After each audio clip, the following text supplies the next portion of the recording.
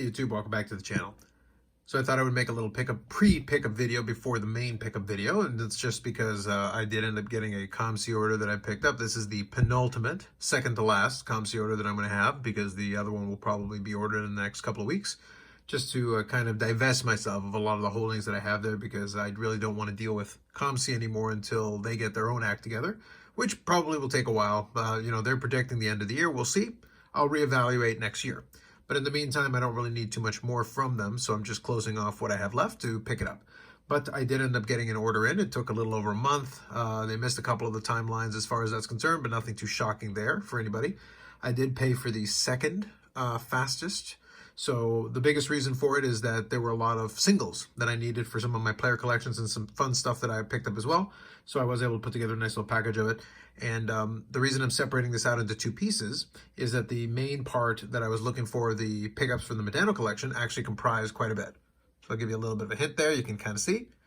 And if you've seen my Instagram, you got a little bit of a hint there as well. And one other thing I'll mention is that they do have the little slips on the back, which do have the little picture of the card as well as a brief breakdown of what the card is, which is handy. Right now for while I'm doing this mail day, I'm going to leave them in, but then afterwards I'm going to remove them so that I can then put them away in their binders or in the box or wherever they're going to end up. But this is all the stuff that isn't from the Modano PC pickups, which is going to be from that little box I showed you. The rest of this will be some miscellaneous stuff. I got a little bit of football, a little bit of baseball, and some hockey that is aside from the Modano collection, even though some of them are for player PCs as well. So with that said, here we go. So the first one here is going to be a little surprising, but there is a rationale for it. I didn't think I had put this as part of the order, but I guess I did. So this is from 2015 Topps Finest Football. So that's a Jameis Winston rookie card. Honestly, this is one of the usual candidates that you'd pick up something like that on COMC for flipping purposes. Now, we're going to see what happens with him. He's back in New Orleans, so if he becomes a starter, though, this considering I paid only a couple bucks for this could actually be a nice little pickup. But I'll hang on to it in the meantime. That's fine. Picked up a couple of cards as well for the Aaron Rodgers collection.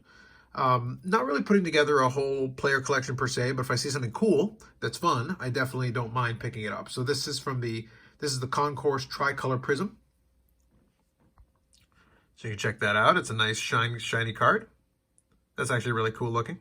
I like the pattern design, and I do appreciate Select. And I can show you on the back. I guess they were using penny sleeves, because you can see there you've got the Marion Gaborik, but that's the little slip I was talking about. So you got the barcode and then you've got the description in there. So that's handy, at least from the perspective of doing it. So this is probably one of the refinements they've had. I know in the past they've had these, but I guess now they've done it on all the cards, or at least all the ones that were in my order. So you can definitely see that helps to a certain degree. This next couple here are also Aaron Rodgers. They're from 2020 Panini Mosaic. So we got the reactive orange prism. So it is nice when they do label the parallels and the inserts. That is a pretty cool looking card, I'm not going to lie. I do appreciate that, so I'll put that there for now. And then we've got the pink prism, so the camo pink prism. Again, very cool looking card. Very neat. So we'll put that there for now. We'll keep adjusting the focus as we go along. So this was nice. This is from 2000 Upper Deck Ionics. And now I grabbed a couple of Carlos Delgado cards as well for that collection to go into that binder. So this is the reciprocal from 2000 Upper Deck Ionics. It's a cool looking card. It's got a little bit of shine to it, a little bit of rainbow foil. I do like to pick up some Delgados from time to time, so I'll put that down there for now. And this is from 2000 Autographics. So add another player autograph to that. And you do have the rainbow foil going for the letters as well. And this has got an embossed piece, because that's what they were doing for autographics. So I do appreciate that. Okay, let me grab these Aaron Rodgers cards and put them to the side. And then we've got a couple of other hockey cards now that are not from the Modano collection, as I mentioned. So I'm picking up some random Dallas Stars here for some of the star players in it, just for fun. So this is, I had a Jamie Benn like this for a while ago. This is from 2014-15 SPX. This is the grand finale retro version. So this is out of 50. So it borrows from the 97-98 design, which I do appreciate. That is a fun card. And this one, I believe I have a copy of these as well. I'll double check with the other one, but this is from 2013-14 Fleer Showcase. So this is Metal Universe Precious Metal Gems Red out of 75, and it is Tyler Seguin as well. And I believe I already had another one of these as well. I came across this one so cheap that I decided to pick it up. I'll figure out later on what I want to do with it, but they are cool looking cards. And then this is another Precious Metal Gems Red, but this is from 2014-15 Fleer Showcase. So it's a different year, and this is out of 100. Different design. But again, very cool looking. You get the red one. Red is my favorite color, so it works. Pretty neat looking. So some of this stuff is kind of some miscellaneous stuff that I came across that I thought would be kind of fun to pick up. And then this one should look familiar because I picked up a Gretzky like this a little while ago. But this one fits into kind of the miscellaneous Dallas Star theme a little bit. So this is the 97-98 Pinnacle Be a Player, Take a Number. So this is the Ed Belfour. So we got our nice Dufex to go along as well. So we got some cool technology going. And then we got an Ed Belfour in Dufex. I don't really have any interest in doing the whole set, although you definitely could. It is a cool looking set. Can't be denied. I'll think about it because I do have the Gretzky, and then obviously I've got this one. I could definitely look at it, but that is just a cool looking card. Like look at it with the green. The uniform looks pretty sweet. So that's a nice Belfour. So let's take a number. Put that to the side. Grab these. Okay, so this next one is a little bit of a trick, but it falls under the same category, and I'll explain in a second here. So quickly I'll go ahead. Boom.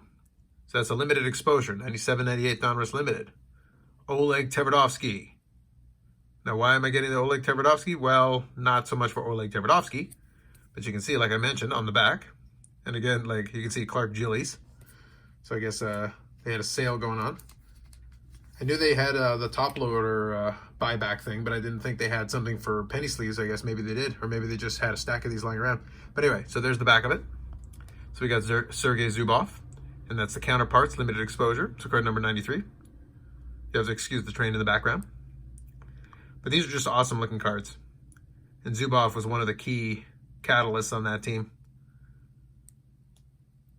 I still have great fondness for those late 90s Dallas teams, so I enjoy stuff like that. So limited exposure. These next couple are some Keats to Chucks. I've been slowly putting a couple of these together.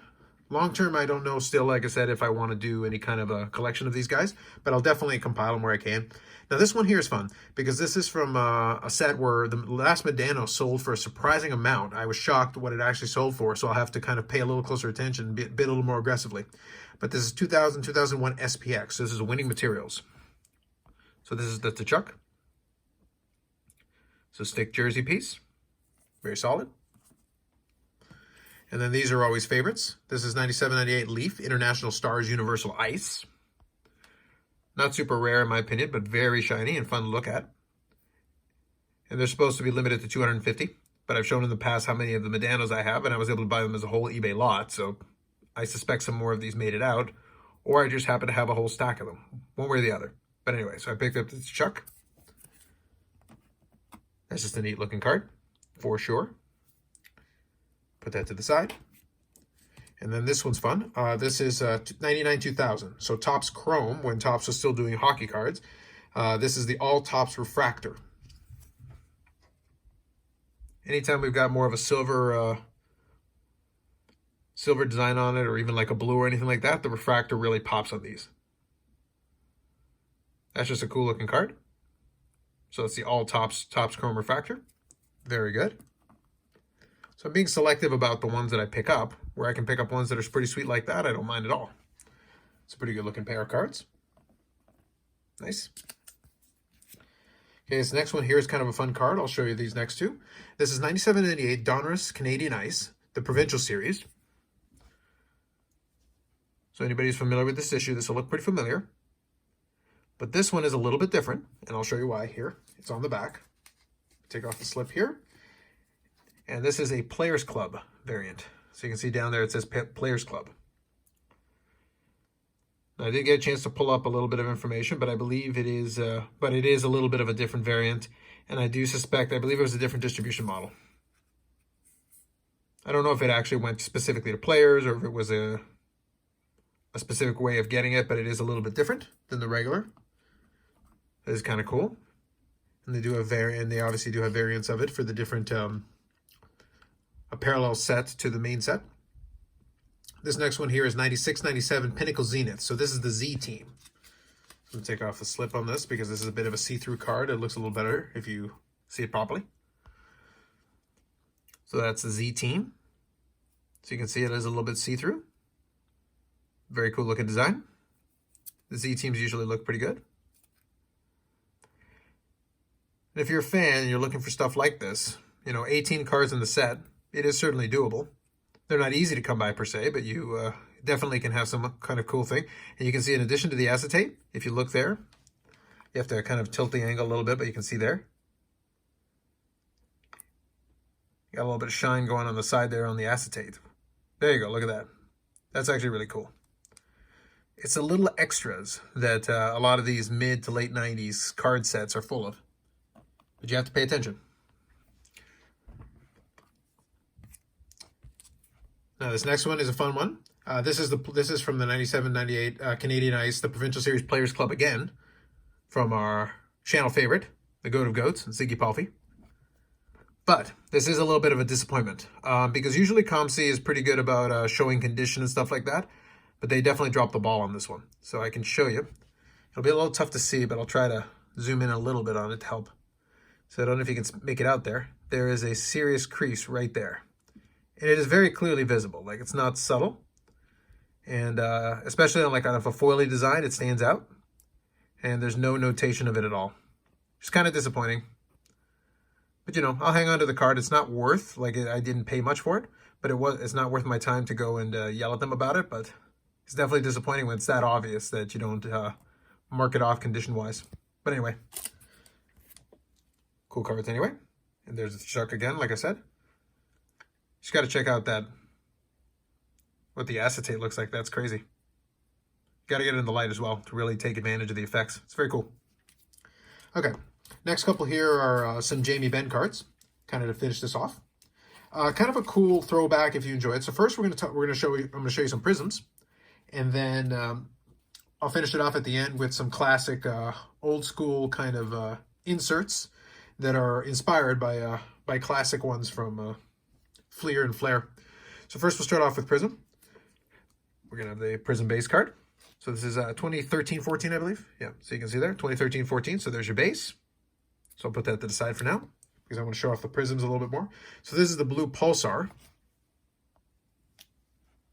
which again, if you're familiar with Prism, yeah, pretty sweet looking cards. Very cool. And then I'll do one, and then I'll do these two, and I'll show them off directly. Then we got the green Prism. So you can see the Pulsar adds that extra texture to it, whereas the regular Prisms have the shine, and they do have the embossing as well. Oh, sorry, the etching, I should say, on the player, which is a great feature. Looks pretty sweet with the green, especially for Dallas. And then we've got the red Pulsar as well. So I believe that was a Target exclusive at the time. So we got a red Pulsar with the etching as well. Very cool. It's the biggest reason I wanted to take a little bit of time to do these separately, just so that I could give these cards their own spotlight. Okay, next couple, like I said, are inspired from classic designs. I think they did come up with their own version of it, but it is inspired by classic designs.